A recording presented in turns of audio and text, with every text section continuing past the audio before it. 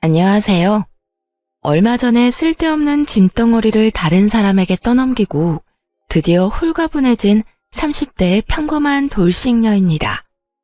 결혼을 하고서 마냥 행복하게만 사는 여자는 아마 없을 거라고 생각해요. 알게 모르게 가지고 있는 비밀도 있을 것이고 숨기고 싶은 것도 있을 수 있죠. 남들에게는 항상 잘 사는 것처럼 보이고 싶지만 사실 다른 사람 도움을 받아서라도 벗어나고 싶은 상황도 있기 마련이잖아요. 저는 친정의 도움을 통해 정신 나간 집구석에서 탈출할 수 있었던 사람이에요. 그리고 그런 제 탈출 과정을 다른 분들과도 나누고자 이렇게 사연글을 쓰고 있죠. 저는 대학을 정말 관심이 하나도 없던 곳으로 갔거든요. 제 특기를 살릴 수 있는 전공도 아니었고요. 그래서 졸업하고서도 갈피를 못 잡고 이것저것 다른 일에 손을 댔죠. 그렇게 이리저리 전전하다 남편과 만났고 3년의 연애 끝에 결혼을 하게 됐죠. 결혼 당시에는 20대 후반 젊은 나이였고요. 남편은 평범한 회사원으로 저와 나이 차는 좀 있어요. 사실 결혼할 때까지 고민이 많았어요. 남편이 분가를 못하는 상황이라고 했었거든요. 결혼을 하면 우리 집에 들어와서 살아야 한다. 그리고 하던 일은 그만둬야 할지도 모른다. 이렇게 말했죠. 다만 몇 년 동안 열심히 돈 모아서 가능하면 분가할 거라고 이야기했기 때문에 솔직히 그것만 믿고 결혼을 한 거였어요. 그런데 세상 일이 다 마음대로 되지는 않더군요. 막상 결혼을 하고 보니 많은 것들이 달라졌어요. 결혼 전에는 다정했던 시모가 할 줄 아는 게 아무것도 없냐며 짜증만 냈고 잘해주던 남편도 점점 소원해지는 걸 느끼게 됐거든요. 결혼한 지 3년이 지났을 무렵 시집살이가 너무 고되어 남편에게 물었죠. 여보, 우리 분가는 언제 하는 거야? 나 너무 힘들어. 돈을 모으고는 있어? 나도 열심히 모으는 중이야. 재촉하지 좀 마. 돈이 그렇게 쉽게 모여? 지금 이 집에 사람이 몇 명인지 알아? 사람 넷에 일하는 사람은 나뿐이야. 그러니 당연히 돈이 안 모일 수밖에 없지. 그럼 내가 일이라도 하면 되지. 아, 그게 가능한 일이라고 생각해? 너 일하면 아픈 우리 아버지는 누가 봐줘?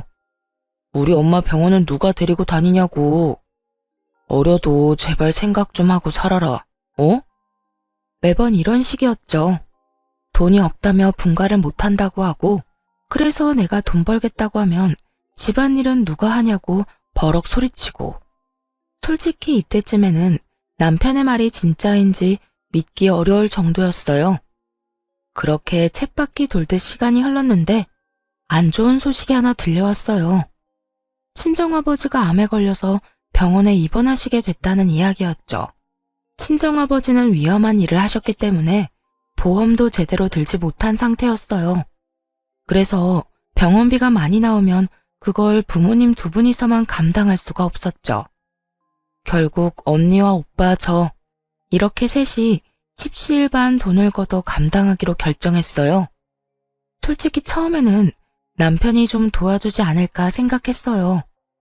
제가 내야 할 금액이 30만 원 정도였고 그간 친정에 명절 제외하고 용돈을 따로 드린 적도 없었으니까요.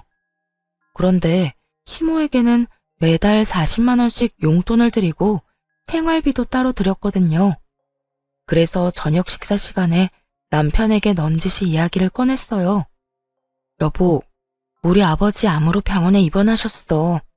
그런데 병원비 감당이 안 돼서 언니, 오빠, 나 이렇게 셋이서 나눠내기로 했거든. 30만 원씩 내기로 했는데 그 돈 좀 부탁해도 될까? 30만 원? 그렇게 큰 돈을 갑자기 어떻게 빼? 그리고 넌 돈 벌지도 않으면 쓰는 건 쉽지? 어떻게 내 사정 하나도 고려 안 하고 그런 이야기를 할 수 있어?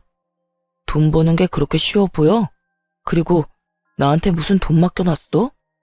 정말 한심스럽고 차가운 말이었어요. 일을 안 하겠다고 한 것도 아닌데 놀면서 돈도 안 버는 사람처럼 몰아가더군요. 그렇게 말하는 남편 놈을 보며 오랜만에 화가 확 치밀었죠. 그런데 옆에 있던 시모가 더 짜증나는 말을 하더군요. 아이고, 돈 한 푼 안 버는 식충이가 무슨 돈을 달래? 너 돈도 안 벌면서 돈 쓸 궁리만 하는 버러지니? 네 아버지 병원비는 병원비고 우리 아들이 번 돈은 우리 아들 거지. 왜 네가 우리 아들한테 돈을 달라 말라야? 어머님, 저 결혼 전에 일하고 있었어요. 돈 벌고 있었다고요. 그런데 일 못하게 하고 집안일 시키고 아버님 수발만 들도록 만든 게 누군데? 어머님이랑 당신이잖아. 해달라는 대로 했으면 내가 원하는 것도 들어줘야지. 먹여주고 재워주는데 그런 일도 안 하면 그게 사람이야? 그리고 네가 일해봐야 얼마나 벌어? 하반끈도 짧은 게 고작 200만 원 벌어왔으면서 그걸로 유세는? 그 돈 버느니 우리 집에서 일하고 수발드는 게 훨씬 낫지. 그게 왜 훨씬 나아요? 지금 아버지가 아픈데 돈 한 푼도 못 받는 신세인데. 그리고 제가 집안일에 수발만 들어요? 아가씨는 어떻고요? 매번 집에 와서 애나 보라고 시키고 자기는 놀러 나가고, 나갔다 오면 자기는 손이 없나 발이 없나 반말로 물이나 가져오라고 소리나 치고, 두 눈 부릅뜨고 더럽다며 청소나 하라고 시켜먹기나 하고. 제가 며느리이긴 해요. 이게 식모살이지 요즘 어떤 며느리가 이렇게 살아요. 더 이상은 못하겠어요. 나도 이제 일하러 나갈 거예요. 무슨 말을 해도 너 왜 우리가 괴롭힌 것처럼 말을 해? 그런 건 다 며느리가 하는 일이야. 싫다고 피해갈 수 있는 것도 아니고. 그게 고가오면 결혼을 하지 말았어야지. 요즘에 차라리 결혼하지 말 걸 절실히 후회하고 있거든요. 어쨌든 내일부터 일자리 알아보러 다닐 거니까 그렇게 알고 계세요. 처음으로 그 사람들에게 크게 반항하고 방으로 들어가 취업 준비부터 했어요. 동네 마트에서 캐셔를 하더라도 지금 이 현실보다는 더 낫겠다는 생각이 들었죠. 이랬는데도 안 들어주면 강제로라도 일할 생각이었고요. 그때 남편이 들어오더니 코웃음을 치더군요. 내일부터 일자리 알아보러 다닌다고? 그게 그렇게 쉬운 것 같아? 돈 버는 게 쉬운 일 같냐고. 그리고 너 일하면서 집안일하는 게 얼마나 힘든지 모르지? 내가 너를 위해서 다 그렇게 하자고 한 건데 결국 고생길로 걸어 들어가는구나. 굳이 옆에서 이렇게 빈정대더라니까요. 어이가 없었어요. 저까지 일을 하면 당연히 집안일은 둘이서 같이 해야 하는 거죠. 마누라가 돈을 못 벌어서 아픈 장인어른 병원비 줄 돈도 아깝다고 했잖아요. 그러니까 직접 돈을 벌겠다는데 여전히 자기는 집안일을 안 하겠다는 뉘앙스로 완전히 남일 말하듯 이야기하는 걸 들으니 열불이 나더군요. 내가 일 시작하면 당신도 집안일 해야지. 왜 나만 해? 이제 나는 내 선에서 할 수 있는 만큼만 집안일 할 거야. 그리고 공부해서 돈 많이 버는 직장 들어갈 거라고. 다 늙어서 그게 되겠냐? 그리고 난 평생 부엌에 들어가 본 적도 없고 손에 물 묻힌 적도 없어. 그러니까 어차피 다 네 일이 될 거야. 혼자 알아서 잘해봐. 그러고는 태연스레 자기 할 일을 하더군요. 너무나 화가 나고 오기가 생겼어요. 어떻게든 남편 놈보다 더 돈을 잘 버는 직장에 들어가 떵떵거려야겠다고 생각했죠. 하지만 공부를 하려면 시간이 필요했고 학원에 다니려면 돈도 필요했어요. 물론 제게는 둘 다 없었고요. 게다가 그 다음날 학원을 알아보려고 나가려니 시모가 저를 붙잡더군요. 그러고는 아주 비웃으며 말했어요. 네가 할 줄 아는 게 뭐가 있어? 그럴 시간에 집안일이나 꼼꼼하게 해. 너 이렇게 선 넘는 것도 내가 봐주는 거야. 나 오늘 모임에 다녀올 동안 시아버지나 좀 봐드려라. 그러면서 후다닥 놀러가 버리고 또 어느 날은 신호와 함께 사라지고 그러더군요. 제가 아무리 직장을 가지고 싶다고는 하나 이렇게 아무것도 못하는 뇌졸중 환자를 홀로 둘 만큼 나쁜 인간은 아니거든요. 결국 시부 수발드느라 시간을 다 뺏기고 놀다가 늦게 들어온 시모 때문에 열받고 하루하루 그런 나날이 반복되었어요. 결국 이 답답함을 견디지 못하고 친정엄마에게 말했죠. 엄마, 공부하고 하고 싶은데 시댁에서는 도움을 하나도 안 줘. 나더러 네가 뭘 할 수 있겠냐고. 그럴 시간에 시아버지 수발이나 들라고 하는데 진짜 미치고 팔짝 뛰겠어. 게다가 더 열받는 건 시어머니가 매번 시아버지랑 나만 두고 집을 나간다는 거야. 내가 아무 데도 못 가게. 진짜 미치겠어. 에휴, 우리 딸, 네가 고생이 많다. 시집살이라는 게 그렇지. 나는 너 결혼하면서 그 집에 들어가 산다고 했을 때부터 느낌이 별로 안 좋았어. 한번 그렇게 살기 시작하면 분가가 쉽지 않거든. 그 상태가 편해지면 아무도 놓아주려고 하지 않을 테니까. 그러면 엄마가 좀 도와줄까? 네가 아무리 말해도 안 듣는다면 내가 사위한테 이야기하는 방법도 있지. 엄마가? 그렇게 해주면 나야 좋지. 그런데 어떻게 할 건데? 그런 대화를 나누고 그날 저녁 식사 시간에 남편에게로 전화가 왔어요. 발신이는 당연히 친정엄마였죠. 저는 아무것도 모르는 척하고 있었어요. 그래, 이서방, 나야. 다른 게 아니라 이번에 자네 장인이 병원에 입원했단 소식은 들었지? 네, 장모님. 들었습니다. 죄송합니다. 저희도 식구가 많은데 버는 돈은 한정적이라. 병원비는 드리기 어려울 것 같다고 와이프에게 말해두었어요. 자네 형님이랑 처형이 막내만 돈 못 낸 거에 대해 불만이 상당히 많아. 다들 힘든 처지에 그쪽만 유별나게 군다고. 그래서 내가 일을 하겠다고 했어. 나라도 나가서 돈을 벌어야 병원비가 충당이 될 것 같아서. 대신 내가 일하러 가면 자네 장인이 혼자 남게 되거든. 그러니까 그동안만이라도 우리 딸이 아버지 병수발 들도록 해줄 수 있겠나? 그것까지 어렵다고 하면 우리 딸에게 일을 시켜서라도 돈을 받아낼 참이야. 그 이야기를 듣는데 남편놈 미간에 주름이 생기더군요. 돈을 주느냐 마누라의 노동력을 주느냐, 자기 나름대로는 참 힘든 결정이었겠죠. 돈을 주면 자기 식구들이 쓸 돈이 부족해질 거고, 저를 주면 시댁에서 일할 사람이 없어질 테니까요. 그러면 시모가 싫어할 가능성이 100%였죠. 하지만 장모가 직접 전화를 해서 어쩔 수 없이 자기가 직접 일하러 가겠다고 하며 형님과 처형까지 들먹이니 남편도 답을 안 할 수는 없었어요. 그러면 일하시는 날짜부터 이 사람 보내겠습니다. 아휴, 고맙네. 안 그래도 남편만 두고 이 늙은 몸 이끌고 일하러 가는 게 부담스러웠는데 딸이라도 와서 간병해준다면 나도 마음 놓고 일할 수 있겠어. 그렇게 통화가 마무리되자 남편놈이 인상을 팍 쓰고는 저한테 그러더군요. 장모님, 언제부터 일하러 가신대? 아마 내일 당장 가신다는 것 같던데. 그럼 내일부터 나 아버지가 입원해 계신 병원에 갈게. 아니, 네가 어딜 가? 너 여기서 네 시아버지 수발 들어야지. 우리 집안일도 해야 하고. 어머니, 당분간은 이 사람 집에 못 있어요. 장인어른이 입원해 계시는데 자식들이 병원비로 30만 원씩 걷자고 했나 봐요. 근데 와이프가 일을 안 하니까 저더러 달라고 했는데 못 준다고 했거든요. 그랬더니 장모님이 일을 하러 가신다네요. 그러면서 장인어른 돌볼 사람 없다고 이 사람 불러서 간병시키시겠대요. 아휴, 그래도 이렇게 갑자기. 우리는 준비가 하나도 안 됐는데. 시모가 난색을 표하기는 했지만 결국에는 저를 보내줘야 했어요. 돈을 주지 않을 거면 딸이라도 보내달란 말이 아무래도 남편에게 먹힌 것 같았죠. 그렇게 저는 친정아버지가 계신 병원으로 갔어요.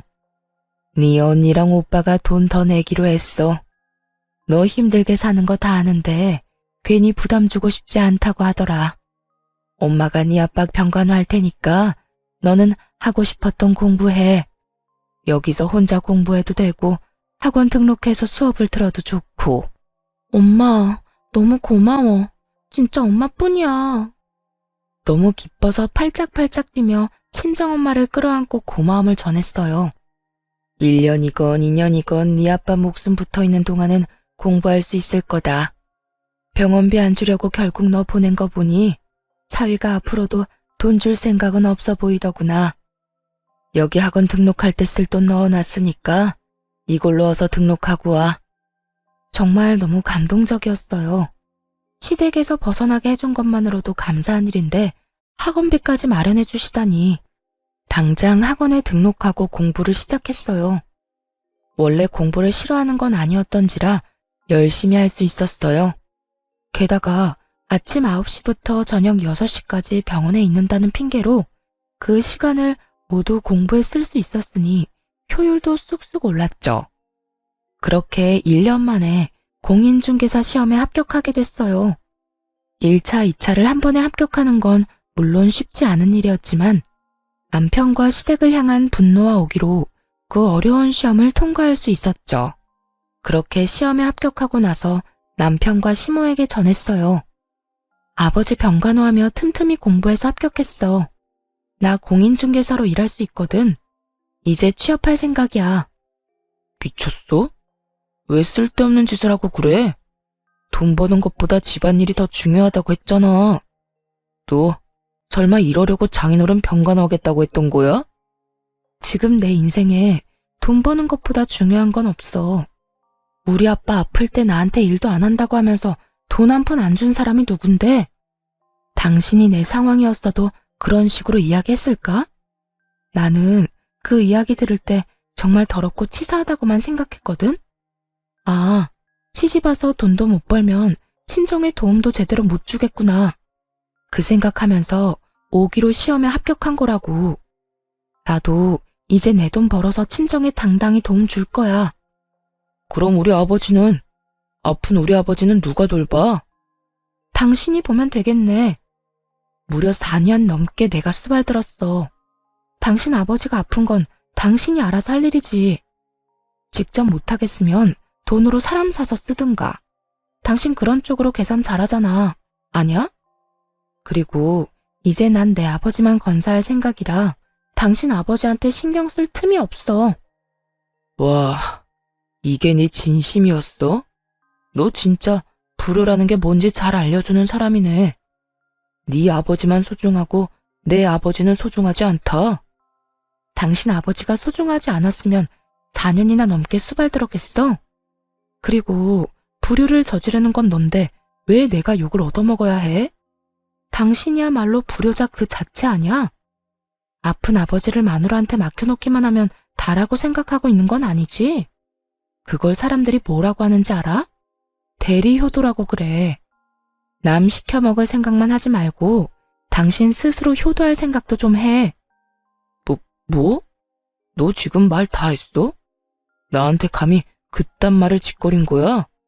지금까지 속 편하게 먹여주고 재워준 게 얼만데. 먹여주고 재워줘? 끼고 있네. 넌 그게 와이프한테 할 말이야?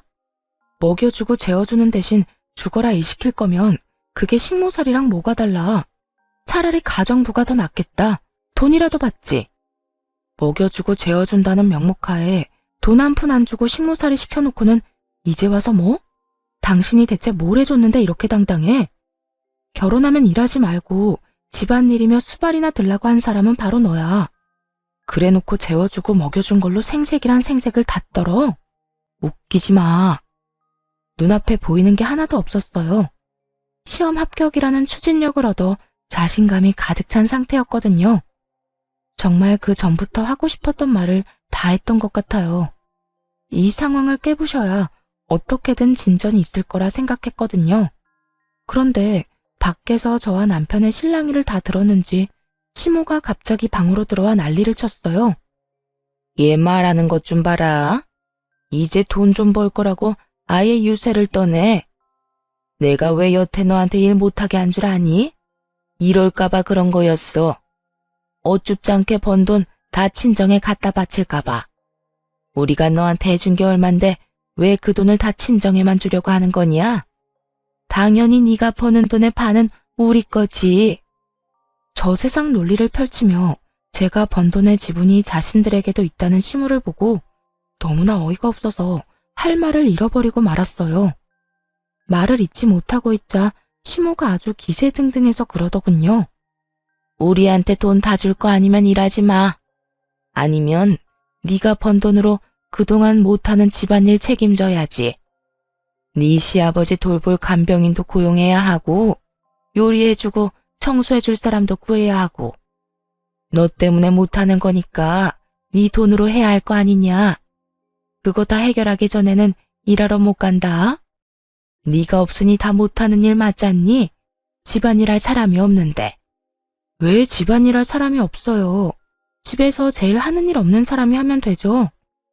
너 지금 이 늙은이한테 일 시키려고 하는 거냐? 어떻게 그런 짓을 할 수가 있어? 솔직히 집에서 하는 일 없으시잖아요. 사부작 왔다 갔다 하며 청소, 빨래, 요리해두는 거 일도 아니죠. 그리고 맞벌이하는 부부들은요, 보통 집안일을 나눠서 해요. 둘 다 돈 버니까 집안일도 나눠서. 아시겠어요? 제가 돈도 벌고 집안일도 다 할 거면 결혼은 왜 했겠어요? 차라리 혼자서 속 편하게 살지. 대화를 할수록 이 상황이 비정상이라는 걸 깨닫게 됐어요. 웬만하면 결혼 생활을 유지해야겠다고 생각한 것도 잘못됐다는 걸 알게 됐죠. 이건 평범한 상황이 아니었고 정말 이혼을 해야만 하는 상황이었으니까요. 며느리를 이따위로 취급하는 시댁에서 더 이상 살 필요가 있을까 싶었어요. 게다가 이제는 돈을 마련할 수 있는 최소한의 자격도 생겼잖아요. 그걸 생각하니 없던 용기도 막 솟더라고요. 말을 한마디도 안 지는구나. 너 못 나간다. 밖으로 못 나가. 강경한 제 모습에 시무는 문고리를 잡고 못 나가도록 막아버리더군요. 이에 지지 않고 시무의 손가락을 하나하나 떼어가며 말했어요. 내가 왜 이딴 취급받으면서 당신들하고 살아야 하는 건지 모르겠어. 우리 이혼하자. 나 당신이랑 그리고 당신의 가족이랑 더는 못 살 것 같아. 여보, 무슨 소리야. 이혼은 무슨 이혼? 우리가 왜 이혼을 해? 이제 일 좀 시작한다고 막 들떠서 그렇지? 그거 한때야. 나중에 거품이라는 걸 알게 될 거라고. 거품이든 뭐든 난 더는 이렇게 못 살아. 5년 동안 이 집에서 식모살이 하며 산 것도 진짜 대단하다고 생각하거든? 그러니까 제발 이혼 좀 해줘. 나 이런 데서 시달리다 죽기 싫으니까. 그렇게 소리를 빽 지르고 친정으로 와버렸어요. 짐들을 다 놔두고 왔지만 나중에 몰래 가서 가져올 생각이었고요. 시댁에서 나와 가장 먼저 한 일은 변호사를 만나는 일이었어요. 그리고 바로 이혼 소송을 접수했죠. 그날 저녁 시모에게서 전화가 계속해서 오더군요. 전화를 안 받으니 그 다음에는 문자까지 왔어요.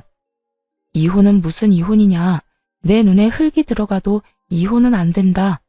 너는 죽어도 이 집 귀신이다 등등.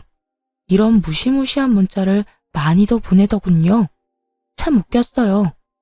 묵묵히 일만 하던 식모가 이제 자기 살 길 찾아 떠나려니 이렇게 앞길 막으려는 사람이 많은가 보다 싶었죠.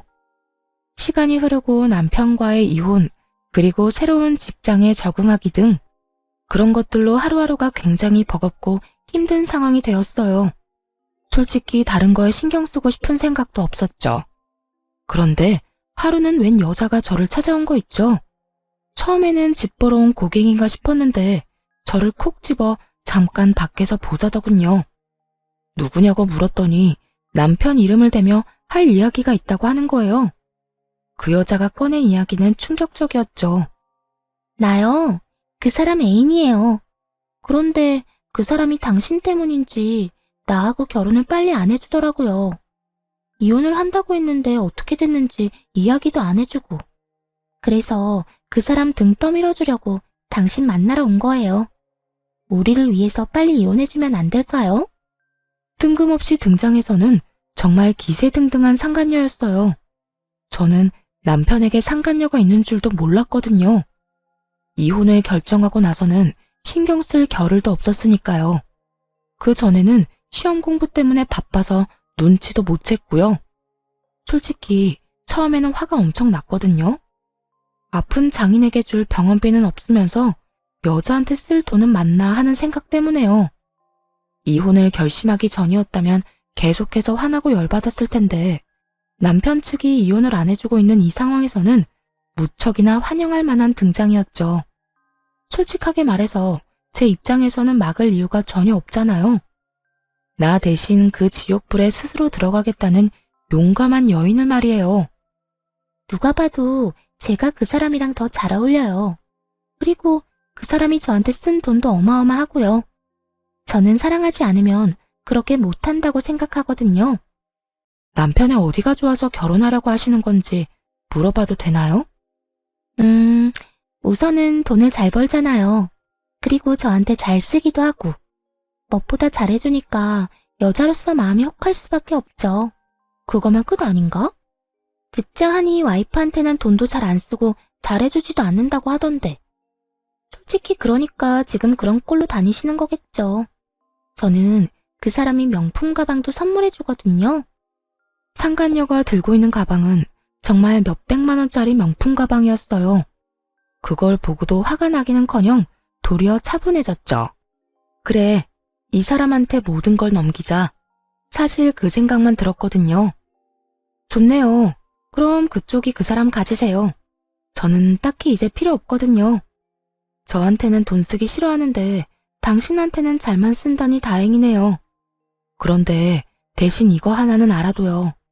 난 당신한테도 위자료 받을 거예요. 상간녀 위자료 청구 소송 알죠? 그 사람이 유부남인 거 알고 당신이 먼저 찾아와서 이혼해달라고 말했으니까요. 나는 이제 더 이상 그 사람하고의 관계에서 손해보는 짓은 안 하고 싶거든요. 뭐, 맘대로 해요. 어차피 그 위자료도 그 사람이 내줄 거니까. 난 이렇게 해도 저렇게 해도 상관없어요. 자신만만한 상간녀 모습을 보며 너무 웃겼죠. 자기가 가려는 길이 가시밭길인 걸 알고 있는 걸까요? 아니, 알았다면 찾아와서 이런 좋은 제안을 하진 않았겠죠. 서로 헤어지기 전에 마지막으로 물었어요. 그거 말고 저한테 할 말 있어요? 그 사람 월급이 얼마 정도인지 알아요? 그건 왜요? 당신한테는 돈 많이 쓴다면서요. 그럼 많이 벌겠지. 나한테 한 달에 100만 원씩 꼬박꼬박 주긴 했거든요.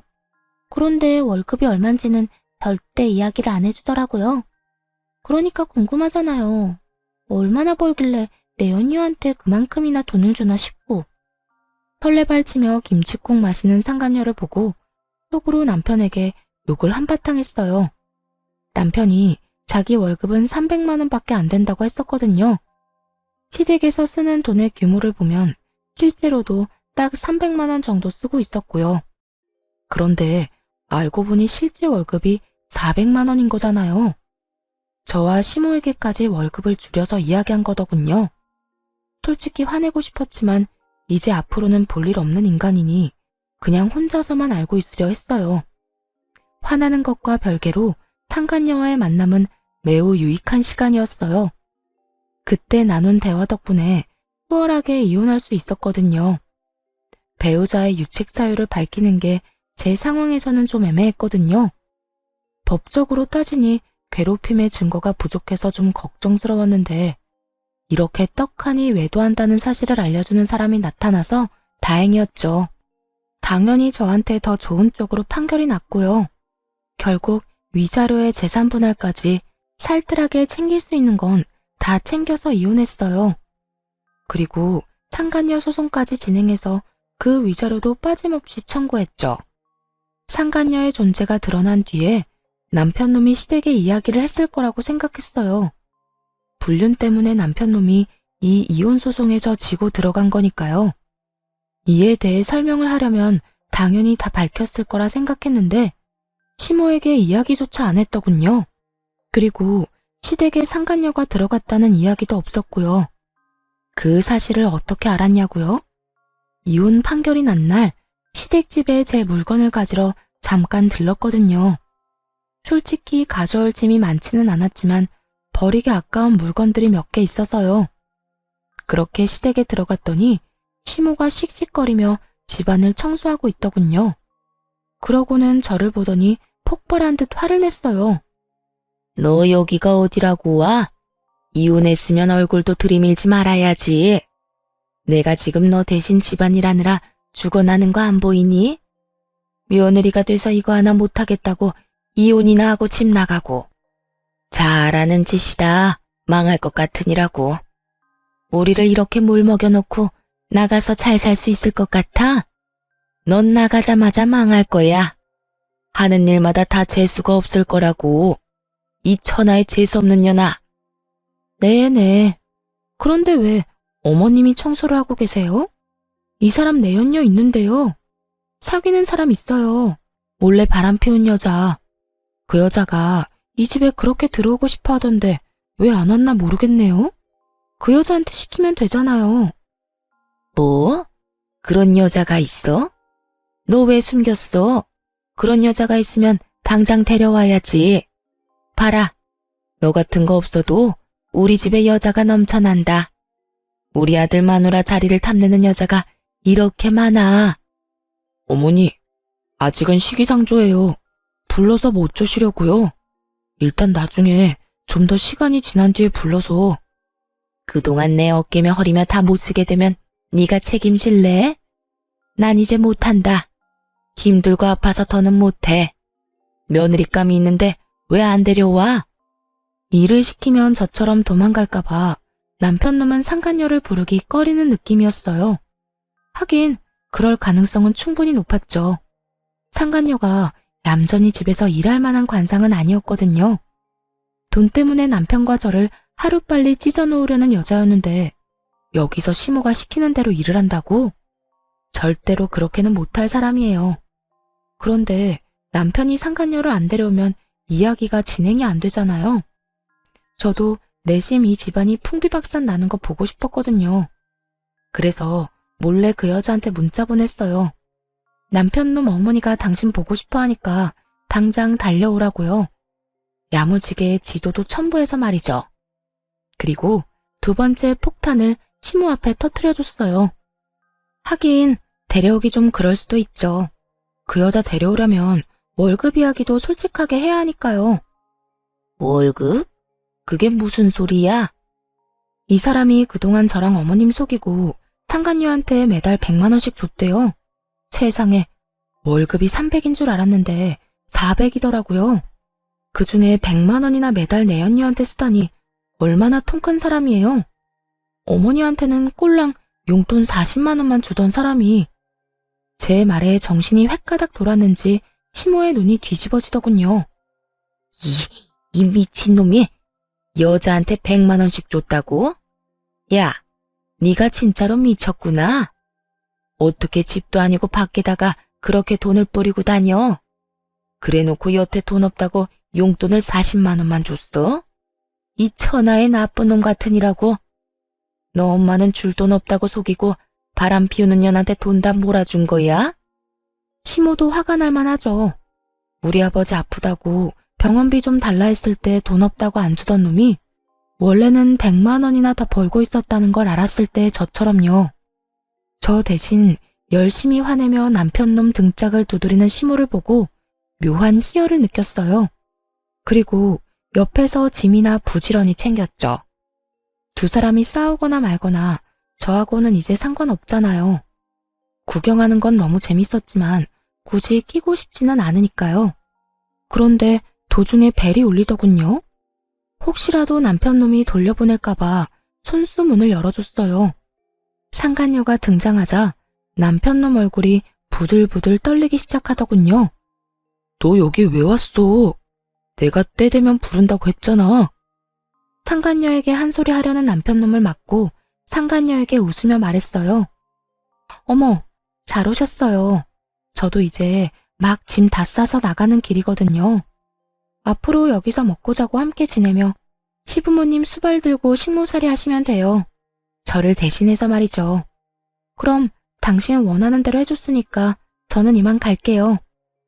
남편놈은 차마 고개를 들지 못하고 푹 숙여버렸고 시모는 잘한다는 듯이 흐뭇해하며 제가 하는 말을 듣고 있었죠. 상간녀는 당황스러운 표정으로 저와 남편을 번갈아가며 쳐다볼 뿐이었어요. 어리둥절해하는 그 여자를 놔두고 얼른 짐을 챙겨 잽싸게 집으로 돌아와 버렸네요. 남편놈을 어렵게 반품했는데 다시 반송되기라도 하면 큰일이잖아요. 그 뒤에 들려온 소문의 내용이야 뻔했죠. 전시모의 강력한 요구로 상간녀가 전 남편과 혼인신고를 했다더군요. 그리고 혼인신고를 하자마자 집에 들어오라고 했나봐요. 상간녀가 들어올 생각을 안 하니 전시모가 시댁에 들어와야 인정하겠다고 했고요. 결국 전 남편과 전시모의 요구에 상간녀는 시댁에 입성하게 됐죠. 사람이 같이 생활하다 보면 알잖아요. 그 집에 시부모님만 살았는지 아니면 저희 부부가 내내 같이 살았는지요. 분가하지 않고 지내야 한다는 사실에 상간녀가 제대로 놀랐나 봐요. 자기는 사기당한 거라고 전 남편에게 책임지라고 당장 분가하자고 난리를 쳤대요. 전 시모는 시모대로 집안일도 제대로 안 하는 며느리만 보면 떽떽거리다가 결국 지쳤는지 며느리 모시고는 못 산다며 아들을 들들 볶아댔다고 하더라고요. 그런데 더 웃긴 건 전 시모와 상간녀가 주도권 때문에 싸운 게 아니었다는 거예요. 사기 결혼 당했다고 생각한 상간녀는 돈이라도 왕창 뜯을 생각을 한 건지 결혼 후에도 전 남편에게 매달 100만 원씩 달라고 했대요. 전 남편 놈은 잡은 물고기한테는 밥 안 주는 것처럼 돈을 안 줬고요. 저한테 했던 말을 상간녀한테도 똑같이 했다고 들은 것 같아요. 집에만 있으면서 돈 쓸 데가 어디 있냐고요. 그런데 두 사람의 대화를 듣고 있던 전 시모가 뭐라고 했다는 줄 아세요? 살림 안 하는 며느리 대신 자기한테 그 돈 내놓으라며 아들 붙잡고 호소했다네요. 그러자 상간녀가 전 시모 머리채 붙잡고 늙은 노친네 운운하며 먼저 싸움을 걸었고 결국 전 시모도 상간녀의 머리를 쥐어잡으며 서로 피 터지게 싸웠다고 하더군요. 이게 다 상간녀 입에서 나온 이야기예요. 친구들, 지인들 할 것 없이 모든 사람에게 다 말하고 다니는 바람에 전 남편과 전 시모의 평판은 완전히 바닥을 쳤죠. 그 뒤로 조용하더니 어느 날 지인으로부터 전 시모의 근황을 들을 수 있었어요. 글쎄, 전 시모가 상간녀와 드자비를 한 뒤로 화병이 나서 드러누웠대요. 친정엄마에게서 그 이야기를 듣는데 얼마나 웃기던지 한참 배꼽 빠지게 웃었네요. 저는 이혼 후에 친정으로 들어갔어요. 아버지 병간호를 하며 틈틈이 일도 했죠. 그러나 이혼한 지 얼마 안 돼서 아버지는 돌아가셨어요. 그래도 병원에서 말했던 1년보다는 더 오래 사셨네요. 이혼을 하고 혼자 된 저를 많이 안타까워하셨지만 그 어느 때보다도 생기 있게 일하는 모습을 보시고는 마음 놓고 가셨답니다. 아버지가 돌아가신 뒤에는 유산을 조금 나눠받았어요. 거기에 재산 분할로 받은 돈과 위자료 그리고 상간녀 소송으로 받은 돈까지 합해서 저만의 작은 공인중개사 사무소를 개업했어요. 몇 년 만에 정신없이 일하니 그게 너무너무 재밌더라고요. 돈 버는 재미에 푹 빠져서 다른 건 생각도 안 났죠. 그런데 6개월쯤 지났을까요? 제 공인중개사 사무소에 전 시모와 전 남편이 떡하니 찾아왔더군요. 무슨 행패를 부리러 여기까지 왔나 싶어 신경이 곤두섰어요. 그러니 말이 곱게 나갈 수가 없었죠. 무슨 일로 찾아오셨어요? 여보. 전 남편 놈이 어이없게도 저를 여보라고 부르더군요. 상간녀랑 혼인신고했다는 사실을 다 알고 있는데도 말이죠. 죄송하지만 저한테는 남편이 없는데요. 얼마 전에 이혼했거든요. 미안해. 길게 할 말이 있는데 시간 괜찮아? 예약 손님 곧 오실 거니까 짧게 이야기해주세요, 짧게. 갑자기 분위기를 잡으려는 전 남편의 말을 끊으며 최대한 짧게 말하라고 했어요. 길게 말하고 싶은 마음도 없었지만 일터에서 언성 높이고 싸우고 싶진 않았거든요. 그러는 순간 새 가게에 때가 묻은 기분이 들 것 같아서요. 저기, 제발 우리 집으로 다시 돌아와주면 안 될까? 당신이 하는 거 뭐든지 다 허락해주고 일하는 것도 막지 않을게. 그냥 집에 다시 돌아오기만 하면 돼. 정말 다른 건 바라는 거 하나도 없어. 당신 하자는 대로 다 할 수 있어. 아니, 갑자기 찾아와서 무슨 헛소리야? 여보세요. 우리 6개월 전에 이혼했어요. 아직 이혼 서류에 잉크도 다 안 말랐는데 갑자기 도대체 이게 무슨 짓이야. 혼자 잘 살고 있는 사람한테 갑자기 찾아와서. 당신이 없으니까 집이 잘 안 돌아가. 우리 집 지금 완전 엉망이야. 당신이 있었을 때가 제일 완벽했던 것 같아. 너무 어이가 없었어요. 저 하나 없다고 그 집이 안 돌아갈 리가 있나요? 그저 돈 쓰기 싫으니까 일이 다 막힌 거겠죠. 그 집에는 지금 공짜로 일해줄 사람이 없었나 봐요. 식모가 필요하면 돈을 주고 식모를 고용해. 왜 잘 사는 사람한테 와서 이딴 헛소리를 하는데? 난 당신하고 이렇게 노닥거릴 시간도 없는 사람이야. 아니면 당신 상간녀한테 시키든가. 혼인신고한 거 아니었어? 그 여자가 당신이랑 결혼한다고 하던데? 당신하고 살고 싶어서 나 찾아와서 이혼해달라고 한 그 여자한테 부탁하면 되지. 무상으로 집안일하고 시부 병수발 들어달라고. 그런데 대답한 건 전 남편이 아니었어요. 바로 전 시모였죠. 가만히 옆에서 듣고 있다가 상간녀 이야기가 나오자마자 버럭하더군요. 그 썩을 년 이야기 꺼내지도 마라. 그녀는 우리 집 돈 보고 들어온 거야. 분가해달라고 그 난리를 치는 통에 돈 모아서 분가해주겠다고 약속했는데 그 잠깐을 못 참고 도망갔지 뭐냐. 그런데 이 망할 년이 그냥 나간 것도 아니야. 내가 우리 윗대 어르신들한테 물려받은 폐물을 싹 다 가지고 도망갔더라. 게다가 그 폐물 들어있던 함 위에 뭐라고 적어놨는지 알아? 위자료. 이렇게 적혀있는데 그거 보는 순간 눈앞이 어찌나 노래지던지. 세상에 그게 어떤 물건인데? 그날 졸도할 뻔한 걸 생각하면 지금도 정신이 아찔할 정도야. 폐물 훔쳐가면서 위자료라니 너무 웃겼어요. 제 생각에 왠지 그건 상간녀가 제게 보내준 위자료일 것 같았어요.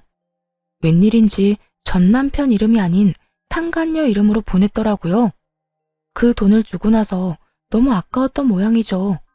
아니면 전 남편이 줄 거라고 생각했는데 안 줘서 냅다 그걸 들고 튄 걸 수도 있고요. 어머니는 왜 이 사람한테 그런 이야기를 해요? 창피했는지 전 남편이 제 눈치를 보며 그렇게 말하자 전 시모가 급발진하며 소리치더군요. 조강지 쳐버리고 잘 되는 놈 하나 못 봤어. 이게 다 바람 피운 네 탓이지. 아니, 아내가 이렇게 잘 될 줄 알았으면 이혼을 하지 말았어야지. 이혼할 건수조차 주지 말았어야지. 괜히 상간녀랑 바람 피운다고 헛짓거리하는 바람에 결국은 봐라. 재산 분할만 실컷 해주고 위자료까지 뜯겼지. 그것만이면 다행이게. 네가 어디서 되먹지도 못한 년 데려와서 이렇게 된 거 아니야? 일 잘하는 와이프 내보내고 미친년을 집안에 들였잖아. 네가 장인 병원비 30만 원만 안 아꼈어도 이럴 일 없었어. 으이그 등신 같은 놈. 저것도 자식이라고 내가 미역국은 왜 처먹었는지. 일 잘하던 식모 겸 며느리를 잃은 전 시모의 분노는 대단했어요. 그렇지만 아직도 모르는 게 하나 있더군요. 우리 부부는 언젠가는 깨질 사이였다는 거요. 일방적으로 한쪽만 착취당하는데 지속된다는 게 더 웃긴 거잖아요. 제가 언제까지 참을 거라고 생각했는지는 모르겠는데 아마 몇 달도 안 돼 폐물 들고 도망간 상간녀보다는 월등히 나아 보였나 보죠.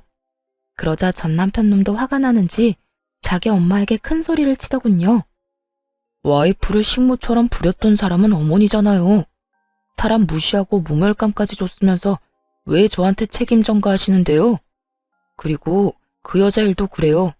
처음에 부르지 말자고 했잖아요. 시간을 들이자고.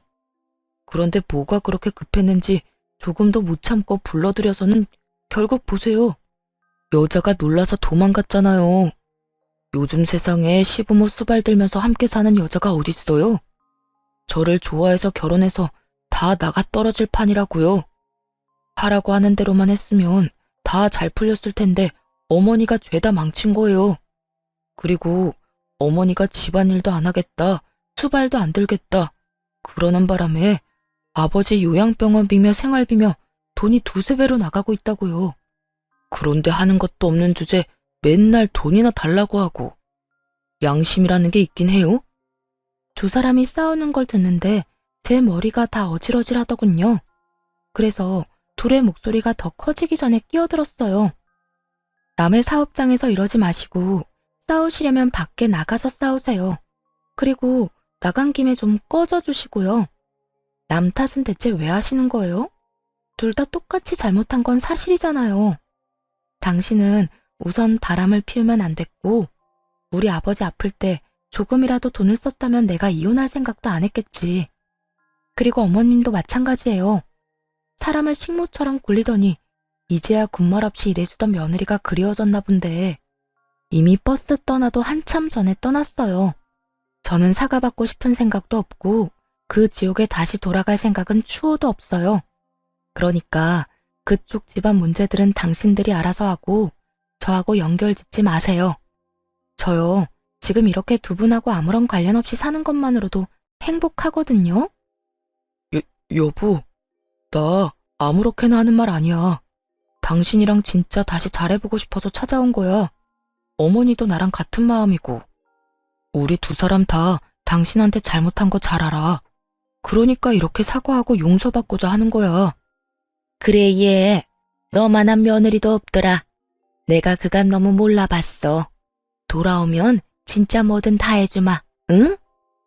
돌아갈 생각 조금도 없다고 말했잖아요.